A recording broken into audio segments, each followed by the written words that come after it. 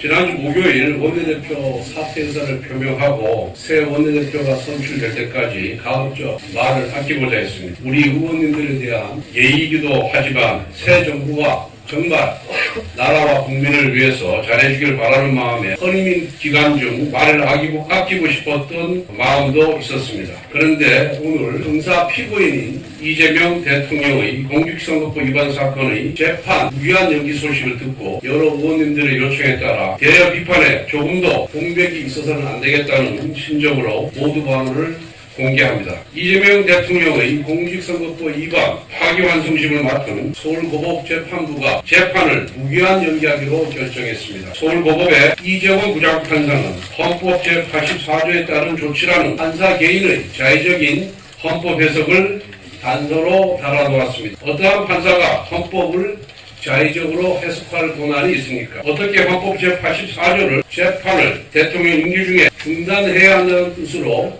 해석할 수가 있습니까? 헌법 제84조 대통령은 외환 또는 내란의 죄를 범한 경우를 제외하고는 제6중 형사소출을 받지 아니한다라고 규정하고 있습니다. 즉 소출을 하지 않는다는 뜻입니다. 여러분 소추가 무엇입니까? 국립국어원 표준국어 대사전에 소추는 형사사건에 대하여 공소를 제기하는 일이라고 적혀 있습니다. 헌법 제84조는 새로운 재판을 위한 대통령의 기소가 불가능하다는 뜻이지 이미 진행 중인 재판을 중단해야 한다는 의미가 아니라는 것은 초등학생도 다 알 수가 있습니다. 대통령의 임기는 5년으로 유한하지만 사법부의 역사는 영원 무궁합니다. 대통령의 임기 초과 권력이 무섭다는 이유로 판사가 스스로 사법부의 독립성을 포기한 셈입니다. 권력의 바람 앞에 미리 알아서 누워버린 서울고법 판사의 판단은 두고두고 사법부의 흑역사로 남을 것입니다. 대통령 권력 앞에 자발적으로 무릎을 꿇은 판사 이름이 법학 교과서에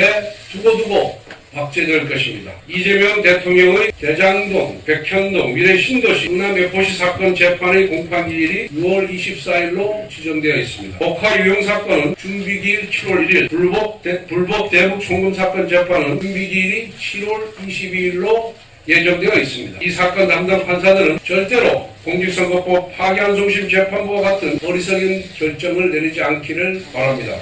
서울고법은 즉시 헌법 제84조에 대한 자의적인 해석을 처리하길 바랍니다. 아울러 검찰은 항고를 통해서 헌법 제84조에 대한 해석을 대법원에 요청할 것을 촉구합니다. 국민의힘은 이재명 정부의 임기가 끝나는 그 순간까지 서울고법의 부당한 헌법 제84조 해석을 바로잡기 위해 모든 수단을 동원하여 싸우겠습니다. 이와 같은 서울고법 판사의 자발적인 충성에도 불구하고 오늘 민주당 대변인은 이재명 대통령에 대한 재판중지법을 그대로 강하게 처리할 계획임을 밝혔습니다. 재판이 5개씩 되다 보니 공직선거법 재판 한 건이 연기된 것만으로도 못내 불안한 모양입니다. 레임 등의 가능성에 대비해 미리 입법 독재의 올가미로 법원의 손발을 묶어두겠다는 것입니다.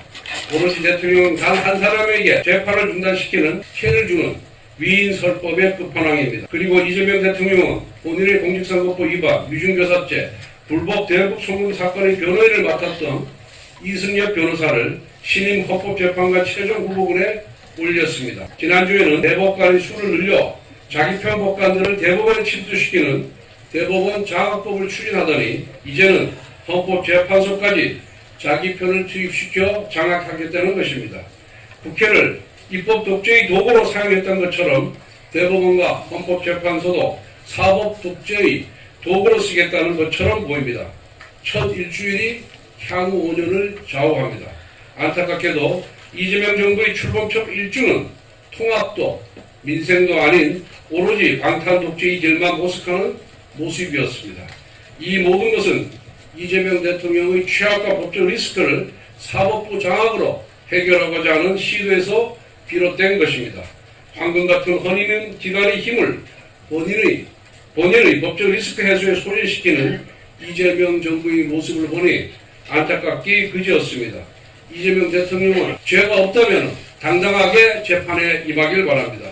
재판에 임하는 것이 민주주의를 지키고 대통령의 권위도 지키는 길입니다. 본인의 권력을 지키기 위하여 민주주의와 헌정 질서를 파괴하는 억지와 무리수를 쓰면 쓸수록 권력의 종말은 급속히 가까워진다는 것을 명심하기 바랍니다. 존경하는 국민 여러분, 그리고 선배 동료 의원 여러분, 국민의힘 비상대책위원장 김용태입니다. 저는 오늘 헌법과 법치주의의 근간이 흔들리는 심각한 현실에 대해 말씀드리려 합니다.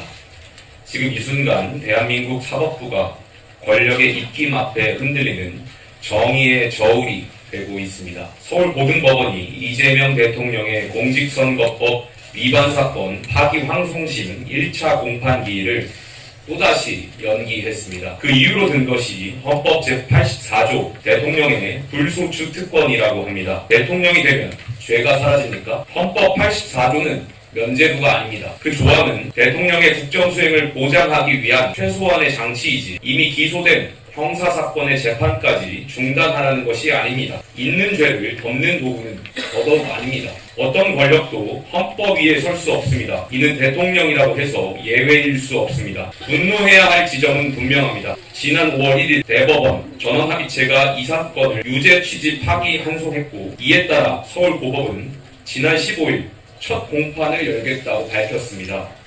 하지만 당시 이재명 후보 측은 선거운동 기간을 공평하게 보장해달라며 기일 연기를 요청했고, 법원은 그 요구를 그대로 수용했습니다.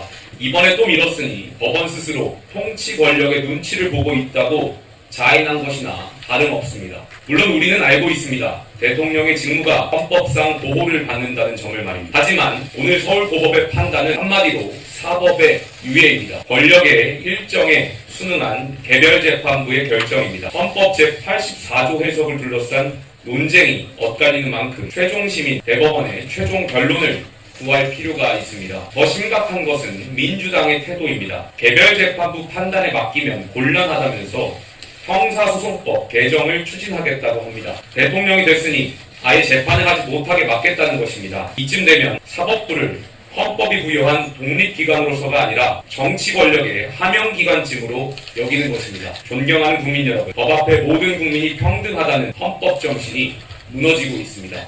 이재명 대통령은 유권자를 기만한 혐의로 대법원에서 유죄 취지 판결을 받았습니다. 그런데 대통령이 됐다는 이유 하나로 이 사건을 심리하지 않는다면 그게 과연 사법 정의에 맞습니까? 죄 있는 권력자는 법망을 피해도 괜찮다는 뜻입니까? 우리는 지금 대통령이 된 순간 죄가 정지되는 제왕적 불소추 특권 국가로 가는 길목에 서 있습니다. 국민의힘은 침묵하지 않겠습니다. 사법부가 눈을 감는다면 우리가 국민을 대신해 부당함을 고발하겠습니다. 정의의 이름으로 맞서겠습니다. 이 자리에 함께 하신 의원 여러분들과 함께 헌법 질서를 지키기 위한 입법적 정치적 대응에 나서겠습니다. 아울러 법원에도 촉구합니다. 더 이상 권력의 눈치를 보지 말고 정의의 눈을 바로 뜨십시오. 그렇지 않으면 이 나라는 헌법 위에 권력이 군림하고 법치 대신 눈치가 지배하는 위헌공화국이 될 것입니다. 존경하는 선배 동료 의원 여러분, 저는 어제 당 개혁 방안을 발표했습니다. 이대로 당이 무너지는 것을 젊은 정치인으로서 보고만 있을 수 없기에 국민과 당원께 책임 있는 개혁안을 말씀드렸습니다. 어제 개혁안에 대해 다양한 의견이 있고 심지어는 제 개인 신상에 대한 비난이 있다는 것도 잘 알고 있습니다. 제가 여기 계신 의원분들 중에 나이로는 막내지만 비상대책위원장이라는 지도자답게 의원님들의 다양한 생각을 품고 희망을 녹여내겠습니다. 오늘 의총에서 건설적인 논의가 이루어지길 기대합니다. 보수는 품격입니다. 품격 있게 개혁을 추진해 나가겠습니다.